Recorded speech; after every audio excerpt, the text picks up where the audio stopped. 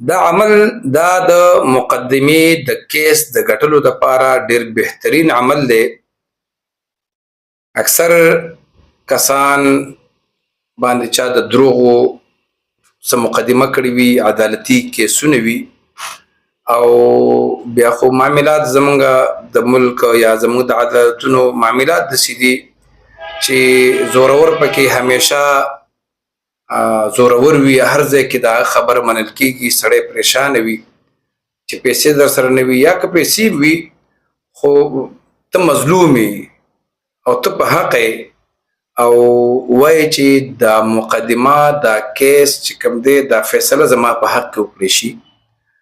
نو دا نن عمل چې تاسو ته زه ښیم دا د هر قسم کیس د ګټلو لپاره دی، او کیسونه خو د هر چا تقریبا د هر دویم کس په عدالتونو کې کیسونه وي، مختلف نوعیت باندې وي، چا باندې د دروغ وي، چا باندې د رښتیا وي. نو دا آیت کریمه چې کوم دی وقل جاء الحق وزهق الباطل ان الباطل کان زهوقا، دا آیت کریمه د سم هر مز نه پس چې تاسو کوم مز نه پس وزګار وي، که هر مز نه پس وزګار وي ټول نه بهتره خبره ده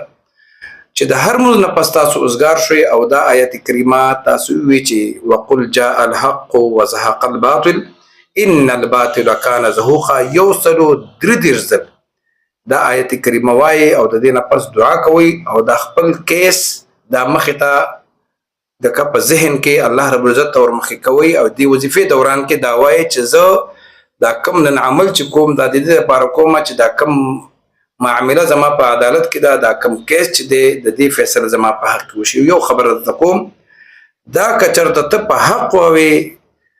ته په حق وې، نو هله به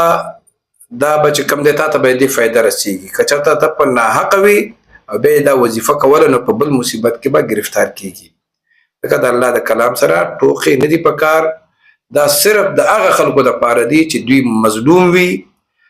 په حق باندې وي، بل کس په ناحقه به د باندې مقدمه کړې وي، د ده په مال باندې قبضه کړې وي، د ده په جایداد یې قبضه کړې وي، یا د دروغو دعوې ورباندې کړي.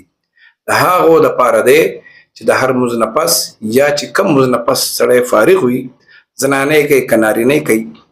یو سلو درې دېرش ځل دا آیت کریمه وقل جاء الحق وزهق الباطل ان الباطل کان زهوقا ډېر بهترین عمل دی. په خپل هم که پکار وي په خپله یې وکوئ، که چېرته د رشته دارانو، دوستانو، ګاونډیانو داسې پېژنګلو د بل چا کیس وي هغې ته دا عمل وښایي، انشاءالله العزیز الله رب العزت به یې د دې آیت کریمه په ذریعه باندې خاص مدد کوي.